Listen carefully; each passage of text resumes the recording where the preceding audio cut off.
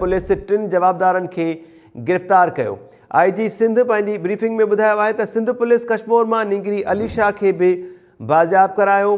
Police 2 TTP जे दहशतगर्दनि खे बि मुक़ाबले में मारे विधो। एपेक्स कमेटी जो इजलास हलंदड़ आहे। इजलास में IG सिंध पारां पुलिस जी कारकर्दगी बाबति रिपोर्ट ॾिनी पई वञे। संदसि चवणो त लाड़काणो पुलिस धाड़ियल पठान नारे जो ऐं इक़बाल नारे जो समेत 6 धाड़ियलनि खे मुक़ाबले में मारे विधो। धाड़ियल पठान नारे जो ऐं इक़बाल नारे जो मथां 2 मिलियन रुपया इनाम रखियल हो। अपडेट न्यूज़ तव्हांखे ॾिनी पिया। एपेक्स कमेटीअ जो अहम इजलास वॾे वज़ीर सैयद मुराद अली शाह जी सदारत हेठि हिन वक़्तु बि हलंदड़ आहे। इजलास बाबति वधीक तफ़सील वठूं था कराचीअ मां टाइम न्यूज़ जे रिपोर्टर दोदो चांडियो खां। दोदो, छा अपडेट्स आहिनि हिन वक़्तु ताईं जेको इजलास हलियो आहे?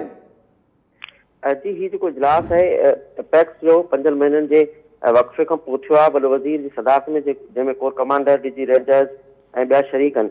हिन में ब्रीफिंग जेका आहे जेका पहिरीं इजलास हो हुन ॿुधायो वियो त कुझु कॉम्प्रेस ऐं कुझु धुयूं जेके आहिनि उहे पाड़ेसरी मुल्कनि जे चवण ते जेको आहे हिन क़िस्म जे सरगर्मियूं ऐं में मुलविस आहिनि।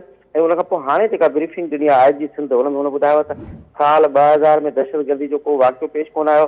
टारगेट किलिंग जा जेके वाक़िया हुआ उहे 2019 में सिंध में 12 केस थिया ऐं 2020 आहे उन में 8 वाक़िया पेश आया।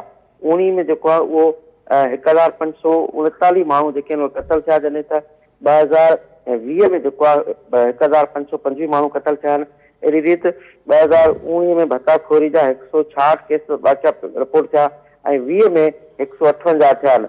अगवा जेको आहे 72 माण्हुनि खे अगवा कयो वियो ऐं प्रॉपर्टी जा केस आहिनि। उनखां सवाइ जेके पुलिस रिपोर्ट ॼाणाई आहे जंहिंमें हुन ॼाणायो आहे त जेको कराची स्टॉक एक्सचेंज हमलो हुयो उहो BLA कयो हुयो ऐं उन खां सवाइ खैरपुर में जेको मोनिका लाल केस आहे उन बाबति ब्रीफिंग ॾिनी आहे त 3 जवाबदार हुन गिरफ़्तार थिया आहिनि। कश्मीर में 5 सालनि जी अलीशा जेका आहे अगवा थी हुनजी बाज़ाबी जी रिपोर्ट आई आहे। सखर में TTP जा 2 दहशतगर्द गिरफ़्तार थिया। उन बाबति लालकाण में 6 धाड़ियल पठान नाले जो, इक़बाल नाले जो ऐं ॿिया जेके आहिनि उन बाबति बि रिपोर्ट में पेश आई आहे। गॾोगॾु जेके ॿिया केस थिया आहिनि बदअमनी जा, अमल जा, उन हवाले ब्रीफिंग ॾिनी पई वञे। न रुॻो पुलिस IG पर जेको घरू ठीकु आहे दोदो चांडियो, वॾी महिरबानी। इजलास हिन वक़्तु